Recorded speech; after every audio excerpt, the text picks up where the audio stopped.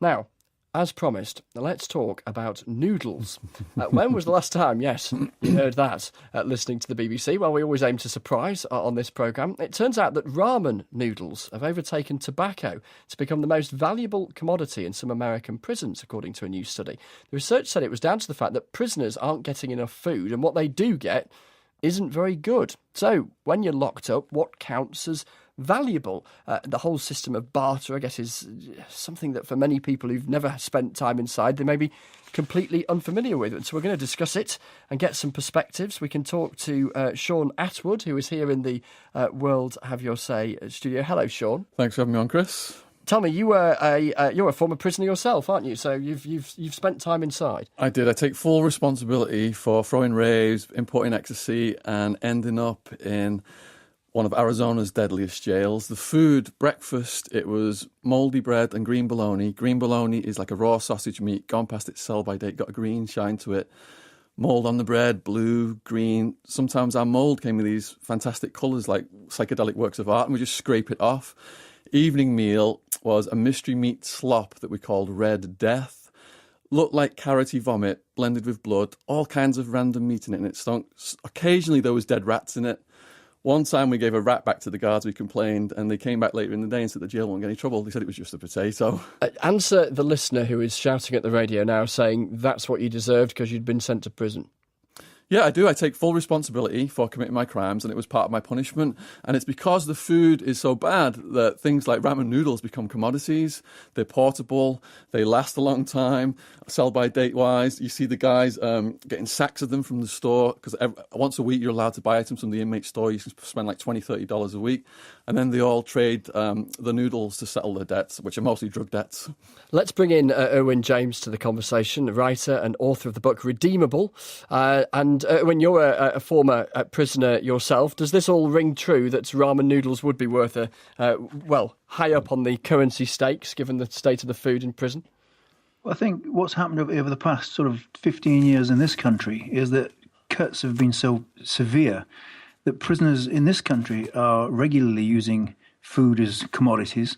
I mean, the thing is, if you've got a good job in the laundry, you might trade some food to get some good laundry done. Or you're in the clothing store, you might trade some food to give someone some decent clothes, you know. We now have breakfast packs in our prisons in the UK where people are locked up at 5 o'clock with a tiny portion of cornflakes and a third of a pint of milk. And that's supposed to be their breakfast in the morning, but of course most of them eat it at night time and there's nothing for breakfast. And I totally agree that, you know, I mean, I was in prison for 20 years and the food was never, you know, cordon bleu. It was never the best, but it kept me alive, and I'm grateful that I was looked after. And what were you in prison for, Erwin? I was convicted of murder in 1984, and I deserved all that was coming to me. So I was never expecting, you know, top-class food. Having said that, at least when I first went in, you got porridge. You know, it was splodgy and stodgy, and it wasn't the best food you ever saw, but it was sustainable.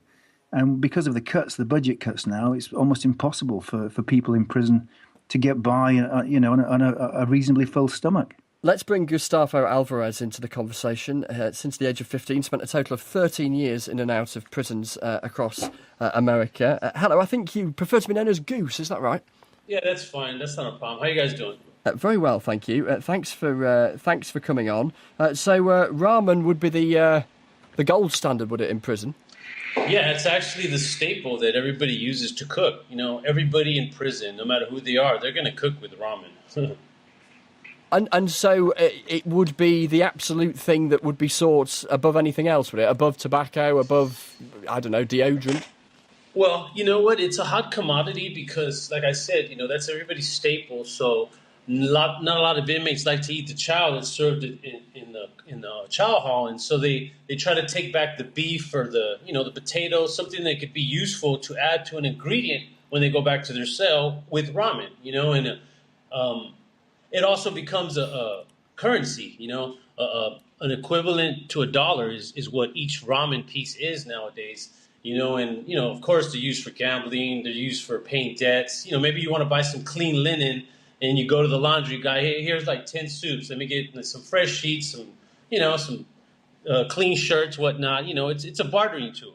Sean, we've just got 2 minutes left, but I'm intrigued around that whole issue of food and the experience of it getting worse. Yeah. I mean, some, as I say, would make the point that, prisoners get what they deserve. I guess the counterpoint would be that if the situation gets so bad, actually managing the prison, managing the jail, where you have lots of very hungry people, might become an issue for the prison authorities. Some of the prisoners get an aggressively hungry look in their eyes. I saw prisoners going through trash looking for food. I saw people drop food. Other prisoners pick it up and eat it off a dirty floor.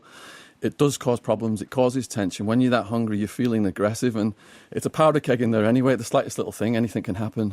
Owen, do you think things will change? Or I guess just politically in the States, why would you ever want to be the person who says, let's make it easier for prisoners? Well, I think it's not about making it easy, Chris. It's about making it reasonable so that people get out, have a chance of getting out, less likely to cause more harm and distress to other people. If you treat people like dogs and like animals in those places, and you have them, fighting for survival, the likelihood is that people that get out of those places are not people you want as your neighbours. So, one of the reasons I still write about this and talk about it, despite my own shame of my own past, is that I think we deserve prisons that let people out less likely to cause harm and distress. Then at the moment, we don't really care. You get out of prison these days and you make it.